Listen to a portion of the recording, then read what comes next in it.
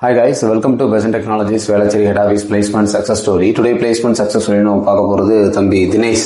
அவர் எங்களோட டைப் கம்பெனியில் digital மார்க்கெட்டராக offer வாங்கியிருக்கிறாரு. So இவரோட ப்ரொஃபைலில் நம்ம நோட் பண்ண வேண்டியது என்னென்னா, இப்போ நிறைய பேர் இங்கே கவுன்சிலிங் வரும்போது கேட்குற விஷயம் என்னென்னா, நான் டிப்ளமோ தான் முடிச்சிருக்கேன், என்னால் ஐடியில் ஒரு என்ட்ரி கொடுக்க முடியுமா, நான் வந்து பேக்ரவுண்டே மெக்கானிக்கலு சிவிலு இந்த மாதிரி பேக்ரவுண்ட் திரும்ப நான் ஐடிக்குள்ளே வரணும்னு இருக்கேன், எனக்கு கோடிங் வராது, ஆனால் நான் ஐடியில் ஜாபுக்கு போகணும்னு கேட்டு நிறைய பேர் வருவாங்க. ஸோ அதுக்கு பெஸ்ட் எக்ஸாம்பிள் தம்பி தினேஷ் தான். அவர் டிப்ளமோ சிவில் இன்ஜினியர். ஸோ இப்போ டிஜிட்டல் மார்க்கெட்டிங்கில் இப்போ அவர் டிஜிட்டல் மார்க்கெட்டிங்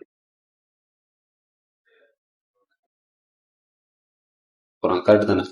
ஒரு டிப்ளமோ சிவில் தான், அவர் கற்றுக்கிட்டது தான் அது, புரியுதுங்களா? கற்றுக்கிட்டு இப்போ ஆஃபர் வாங்கிட்டாரு. ஸோ அவர்கிட்ட ஒரு இன்டர்வியூவில் என்னென்ன கேட்டாங்க அப்படிங்கிறது கேட்டு தெரிஞ்சுக்கலாம். So congratulations Dinesh. So first உங்கள் நேட்டிவ் எந்த காலேஜ் முடிச்சிங்க? என் சொந்த ஊர் மன்னார்குடி திருவாரூர் டிஸ்ட்ரிக்ட்ல தான் இருக்கேன். நான் படிச்சது பாத்தீங்கன்னா 2018. இப்போ 18ல பாஸ் அவுட் ஆனேன். டிப்ளமோ இன் சிவில் இன்ஜினியரிங் தான். அதுக்கப்புறம் சில ப்ராஜெக்ட்ஸ் ஒர்க் பண்ணிட்டு இருந்தேன், கம்பெனில ஒர்க் பண்ணிட்டு இருந்தேன், சைட் இன்ஜினியரா. அது ஃபீல்ட் ஒர்க் தெரியும், அது சர்வே பண்றதுக்கு. அவர் டிப்ளமோ முடிச்சுட்டு சைட் ஒர்க்ல அவருக்கு ரிலேட்டடான ஃபீல்டில் ஒர்க் பண்ணிட்டு இருக்கீங்க, கரெக்டா?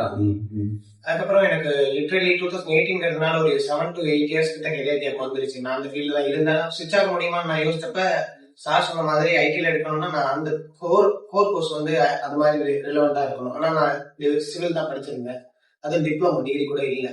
டிகிரி இருந்தா கூட போயிருக்கலாம். அதனால நான் டிஜிட்டல் மார்க்கெட்டிங் சூஸ் பண்ணி நிறைய ட்ரை பண்ணேன். நான் செல்ஃப் லேர்னும் பண்ண, நல்லா சொல்லியும் கொடுத்தாங்க, நல்லா ட்ரெயின் பண்ணாங்க ட்ரைனர்ஸ்லாம்.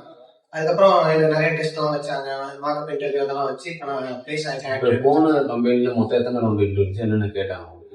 3 ரவுண்ட் இருந்தது. அதுல நான் என்னென்ன பண்ணியிருந்தேன் ஆல்ரெடி அப்படின்னு சொல்லி கேட்டாங்க. எனக்கு ட்ரைனிங் பீரியட் அப்ப என்னென்ன பண்ணியிருக்கேன், நான் எஸ்இஓ பண்ணது, நான் கிரியேட்டிவ்ஸ் கிரியேட் பண்ணது, நான் ஆட் ரன் பண்ணது, அதெல்லாம் கேட்டாங்க. கேம்பெயின்ஸ் எல்லாம் பார்க்கணும்னு சொல்லி கேட்டாங்க.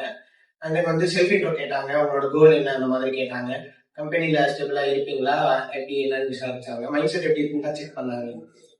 ஸோ இப்போ அவர் சொன்னதுல என்னன்னா, டிஜிட்டல் மார்க்கெட்டிங்கை பொறுத்த வரைக்கும் தியரிட்டிக்கலாக உங்களை கொஸ்டின் கேட்கறத விட நீங்கள் இங்கே படிக்கும்போது நீங்கள் பண்ண ப்ராஜெக்ட்ஸ் உங்களுக்கு எந்த அளவுக்கு எக்ஸ்போஷர் இருக்குங்கிறத அவங்க ஸ்க்ரீன் பண்ணுவாங்க. இப்போ அவர் பண்ணி ப்ராக்டிஸ் பண்ணும்போது கற்றுக்கிட்டு எல்லாத்தையும் ஷோ பண்ணும்போது அதுல இருந்து தான் கொஸ்டின்ஸ் உங்களுக்கு வரும். நீங்கள் எந்த அளவுக்கு கேவபிளாக இருக்கீங்க அப்படிங்கிறத பார்த்துட்டாலே ஆட்டோமேட்டிக்காக என்ன பண்ண முடியும், இன்டர்வியூவில் ட்ராக் பண்ண முடியும். கரெக்டுங்களா? எப்போ ஜாயினிங் சொல்லியிருக்காங்க? மண்டே தான். ஸோ ஆல் தி பெஸ்ட், சக்ஸஸ்ஃபுல்லாக ஸ்டார்ட் பண்ணுங்க. உள்ள போனதுக்கப்புறம் ஸ்ட்ரகிள்ஸை போனால் கண்டிப்பாக வாங்க.